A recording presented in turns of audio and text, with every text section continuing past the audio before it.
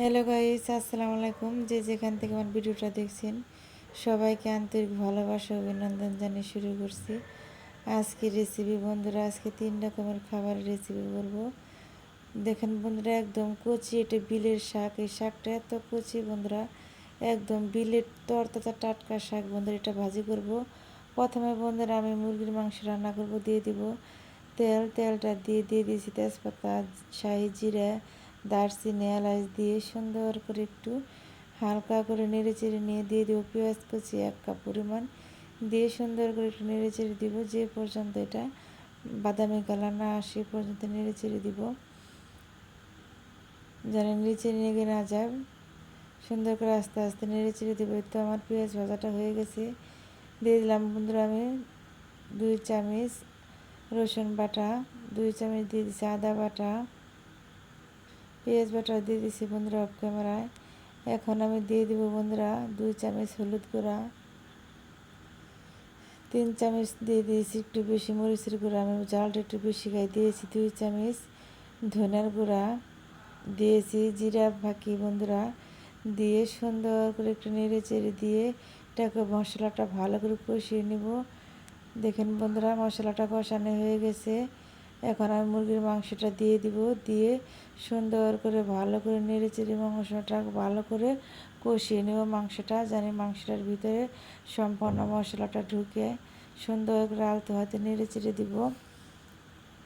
মুরগির মাংসটা সুন্দর করে ভালো করে কষালে সে রান্না খেতে বেশি টেস্ট হয়। আমি বন্ধুরা 10 মিনিটের জন্য ঢাকনাতে ঢেকে রেখে দিব।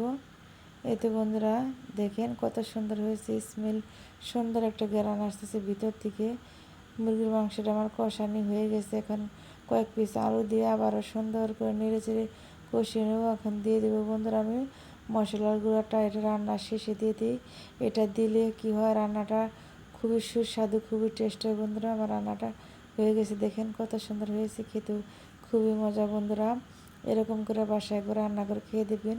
সবাই একদম আঙুল চেটে পুটে খাবে। রুটি পরোটা সব কিছুর সাথে খাওয়া যাবে রান্নাটা। এখন বন্ধুরা আমি কলমি শাকটা ভাজি করব। দেখেন কত সুন্দর একদম সবুজ টাটকা শাকটা। বন্ধুরা, আমি কুচি কুচি করে সুন্দর করে কেটে পরিষ্কার করে ধুয়ে নিয়েছি। এখন আমি রান্না করব। স্বাদ মতো লবণ দিয়ে দিব। দিয়ে সুন্দর করে আলতো হাতে নেড়ে চেড়ে দিব। বন্ধুরা, এটা হলো বিলের কলমি শাক। এই শাকটা খেতে এত টেস্ট, খুবই মজা বন্ধুরা শাকটা। আর কলমি শাক তো বন্ধুরা সবাই অনেক পছন্দ করে। শাকটা খুবই সুন্দর করে ভালো করে আমি নেড়ে চেড়ে দিব।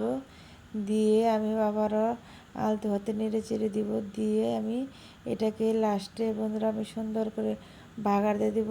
শাকে হচ্ছে বাগারে হচ্ছে স্বাদ, টেস্ট। যত সুন্দর বাগার হবে শাক তত বেশি খেতে টেস্ট হবে। দিয়ে দিলাম আমি বন্ধুরা তেলের দিয়ে আস্ত শুকনো মরিচ দিয়ে। এখন আমি পেঁয়াজ কুচি দিয়ে দিব। পেঁয়াজ কুচিটা দিয়ে সুন্দর করে ভালো করে আলতো হাতে নেড়ে চেড়ে দিব। যে পর্যন্ত পেঁয়াজটা বাদামি কালার না হয় পর্যন্ত সুন্দর করে আমি ভালো করে রসুন পেঁয়াজটা আমি ভেজে নেব সুন্দর করে। এতে বন্ধুরা আমার পেঁয়াজটা ভাজা হয়ে গেছে। দেখেন কত সুন্দর হয়েছে, একদম বাদামি কালার হয়ে গেছে। এখন আমি শাকটা দিয়ে সুন্দর করে ভালো করে নেড়ে চেড়ে দেবো, উল্টে পাল্টে নেবো, জানি মরিচ পেঁয়াজ রসুন শাকের ভিতরে জানি ঢুকে সুন্দর একটা সুগন্ধ বেরোচ্ছে। দেখেন বন্ধুরা শাকটা কত সুন্দর হয়েছে, খেতেও খুবই মজা। এরকম করে একবার ভেজে খেয়ে দেখবেন। কলমি শাক বন্ধুরা খুবই ভালো লাগে খেতে। দেখেন কত সুন্দর সবুজ একদম লোভনীয় হয়েছে শাক ভাজিটা। এখন আমি এটাকে বেড়ে নিব। এতে বন্ধুরা আমার শাক ভাজিটা হয়ে গেছে।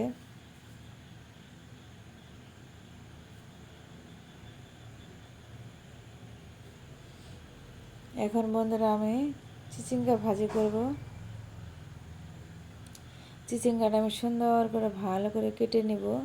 চিচিঙ্গা আমার খুবই ভালো লাগে কাটতে, চিচিঙ্গা ভাজিও খেতে ভালো লাগে। সুন্দর করে আমি চিচিঙ্গাটা কুচি করে নিয়েছি অফ ক্যামেরায় বন্ধুরা, ভালো করে ধুয়ে নিয়েছি। এখন আমি ভেজে নেব। তেল পেঁয়াজ মরিচ সুন্দর করে একটু ভেজে নিয়ে তারপরে বন্ধুরা আমি চিচিঙ্গাটা দিয়ে দিব। চিচিঙ্গা ভাজি খেতে খুবই ভালো লাগে বন্ধুরা, রুটির সাথে পরোটার সাথে ভাতের সাথে সব কিছুর সাথে খাওয়া যায় ভাজিটা। সুন্দর করে ভালো করে আমি পুট করে ভেজে নেব।